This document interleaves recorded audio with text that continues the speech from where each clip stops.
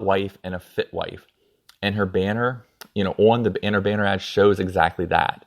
So she basically showcases herself in 3 different vertical poses, all centered around the least amount of cloth possible to cover up the not safe for work parts of her very fit body. So again, she's reestablishing her brand with the pictures. So she's not just saying, oh, okay, I'm these things. The pictures are reinforcing that. So her banner establishes her brand in bold letters again, and her username is actually Shay Lust. So, and does so in a way that does not take away from the picture. So you can see this on SEObounty.com/116. You can see what she's doing with that banner. All right, so she shows off all of her stats in the banner as well, with her likes, fans, and her over 3,000 pictures. So again, she's basically saying, hey, you like the fact that I am these 3 things, MILF, a hot wife, or fit wife, or maybe you just like one of them. I have over 3,000 pictures for you. So she's hitting on all of the conversion factors mentioned that I mentioned earlier about what you can do with your banner. And you get the feeling that she has a lot of outfits to show you, since she is modeling 3 different ones on her banner alone. So again, it's giving you the impression, or giving the subscriber the impression, that if she has 3 outfits to show here, there's probably 300 outfits. So she's not just sitting in one outfit and saying, oh, trust me, there's going to be a lot of content. So she's mixing things up. And again, she's using the verticalness, which is what I'm discussing, where our eyes, although it's a banner and people think to themselves, okay, I need to spread myself out horizontally, we want to see people vertically. And she does that very well with 3 different pictures. So in this, so she's giving more pictures, but they're situated better. So for a lot of people, they try to put one picture on there and it just doesn't look good because they want to focus specifically on one thing. So that's your banner. Now, number 2 is your short OnlyFans bio statement. So, as we know, we went over about how, that bio statement, we actually talked about it in previous episodes about what you want to put in that bio statement, that you might want to put short information, because again, about 50 characters. We've gone over that. Google in the Google episode looks at about 55 characters before it cuts off a title in a search result. Well, for OnlyFans, they seem to be about 50 characters that will appear before someone needs to click on more info to see more. So these 50 characters are very important to the success of your OnlyFans page. And you should think long and hard about what you place there. So here are a few core strategies that top creators are using. And I've listed out 5 different and given them names. Now, number 1 is what I refer to as the bold statement.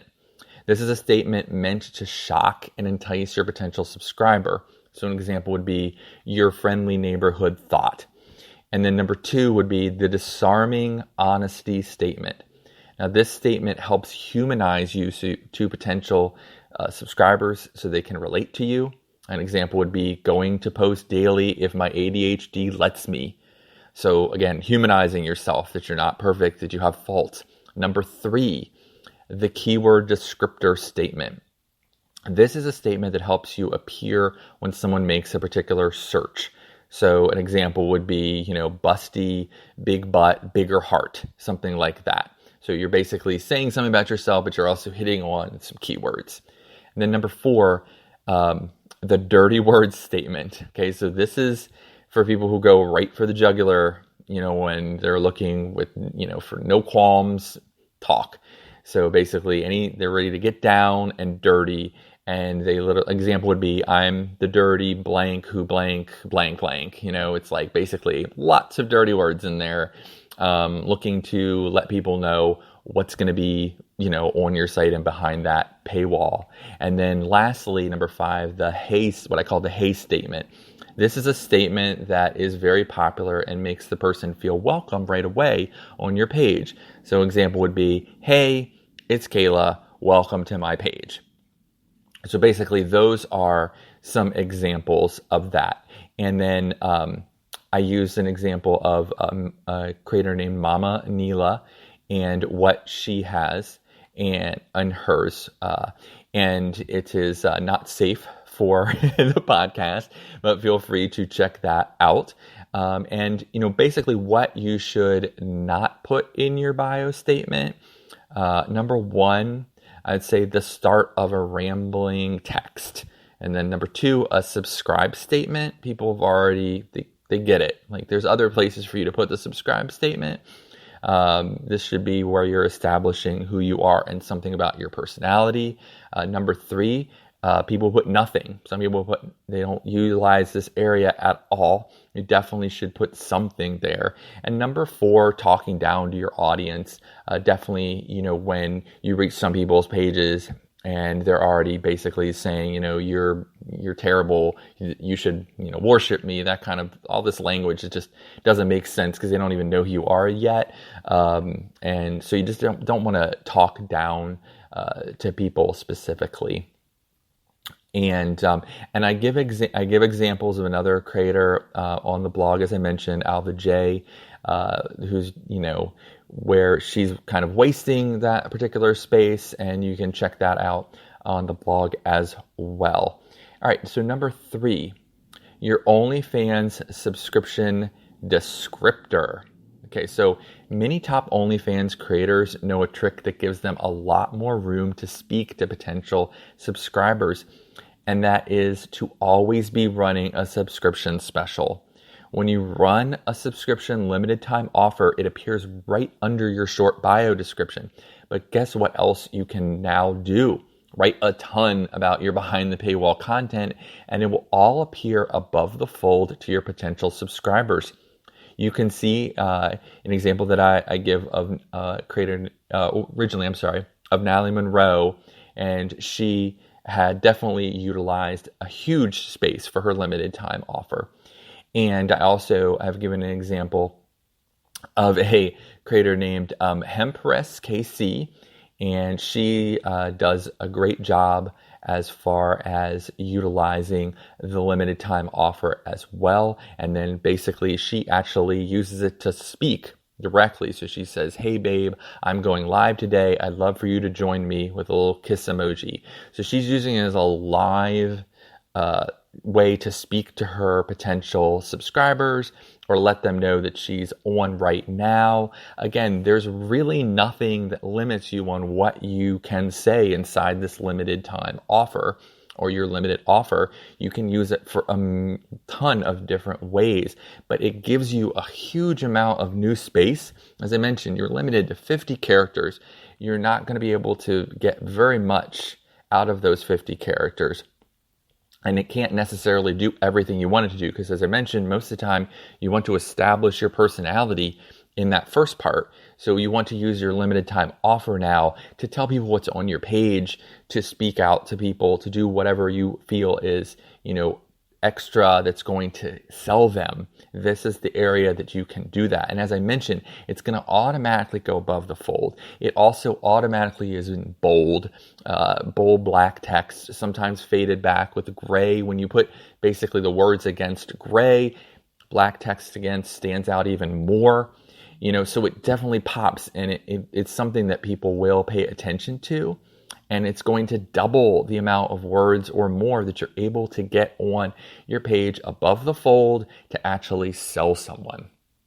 Okay, so number 4, your displayed OnlyFans stats. Okay, so there was a time not too long ago when someone showing 50,000 likes on OnlyFans on their page profile was astronomically high and impressive. Now that number can almost be commonplace and not gain much attention at all. Luckily, the general pursuit of likes on OnlyFans has been replaced by displaying your content numbers and making sure that you're providing quality content to your fans. One thing to remember is that you have control within your settings for what you display to potential buyers. So you definitely, have a lot of different options. So I'm going to go over each of those options and then when you should list them and when you should not list them. These are the options inside your banner as far as your stats are concerned. Okay, so post stats. When to list it. Posts are something that can show a potential buyer how active you are on your page and likely how active they can expect you to be in the future. If you have been posting on OnlyFans for a while, it's hard not to have a high number here, so you should definitely list it. When not to list it, if you are just starting out on the site, it can look a little sparse when it says posts 5 or posts 10. It reminds everyone that you are, new for sure. So if you have a huge amount of followers but very few posts, this is a display stat to avoid. Okay, next would be pictures. So your picture stat. When to list it. This is pretty standard. If you have a high amount of pictures, you should list your media in the top banner area. People also expect a higher picture than video count as well. So if you have a high amount of pictures, you want to list it so people know they'll be getting a ton of picture content as soon as they subscribe. And then when not to list it. If you are just starting out, you will likely want to keep your media count off your top banner completely, including pictures, until you have built up enough to make it impressive. And next is videos. So when to list it. Video content is a lot more popular on OnlyFans than picture content. You'll notice a lot more likes and engagement on a video overall. Having a large amount of videos will impress potential buyers. So you want them to see it in your banner area. So when not to list it. Similar to pictures, if you've just started out your OnlyFans or are mainly into posting, possibly maybe you don't post videos, you only post pictures, then you definitely don't want to put that, video count up in your display. Okay, next would be likes. When to list it. Honestly, you should always list your likes on your profile. This is the one stat that adds up quickly as long as you post consistently. Typically, people will like both media and text posts that you put out there. So when not to list it. You should only not list likes once you have enough other things to list, like fans and media, that your likes are almost meaningless. Although there is an argument that once you have 100,000 likes or more, that looks impressive on its own. So there are very few cases where you want to leave off your likes. Okay, and then lastly, fans/followers. Okay, so when to list it. This is the trickiest of all of the items you can display in your banner area. The issue comes from free pages that end up counting followers as fans. So this can make even a high count of paid subscribers look small in comparison. So if you have 1,000 actual paid fans, you are doing amazing. But it won't stand out against a free page that has 100,000 fans/followers. In most cases, you should only list this on a free page where it will look like a very impressive number. Because again, the people looking to buy, they're looking to see what they're buying. You have a certain amount of popularity that's going to come from the likes. No one's going to say, okay, this person has 100,000 likes, so no one must be subscribing to them. I need to see how many people are subscribing to them. So it's, it's like one or the other. And I would say likes is the stronger value here. One implies that the other is going to be high too. So I would definitely just go with likes there. Okay, and then when not to list fan or followers. Is a safe bet that in most cases from a conversion basis, you don't want to list your paid subscribers on a paid or VIP page. If you just are very excited, like to say have 100 paying fans, are in a small niche, there could be some benefit in posting this. In most cases, though, you want potential buyers looking at your media count and likes, which will help establish your value proposition and social proof. So again, that is going to, the likes and the media, that's what you really want people looking at.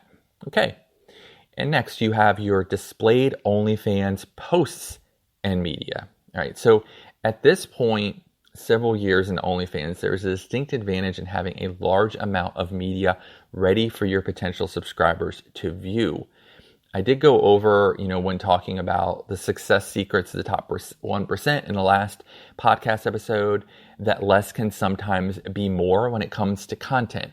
But if someone is deciding between you and another creator, the amount of displayed content can be a deciding factor.